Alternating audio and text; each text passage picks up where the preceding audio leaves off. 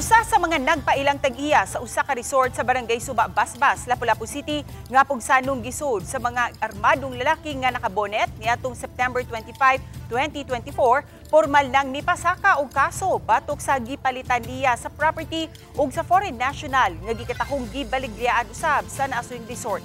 Kaganihang buntag, giduso na sa City Prosecutor's Office ang information alang sa mga kasong syndicated grave coercion, grave threats, syndicated qualified trespass to dwelling, syndicated usurpation of real rights, malicious mischief, syndicated robbery, syndicated carnapping, syndicated slight illegal detention ug domestic terrorism batok sa napulo ka mga individual.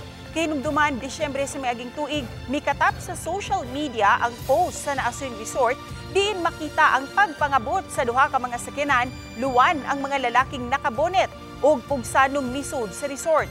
Ang Lapu-Lapu City Police sa nakaunang interview may pasabot nga issue kini sa duha ka mga management nga pulos nangangkong na nag-iyas sa resort.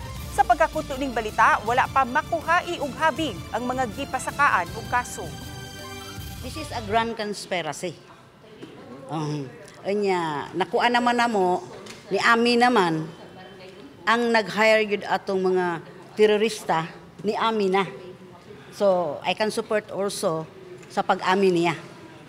Nga siya yun nag-hire atong mga kaning terorista.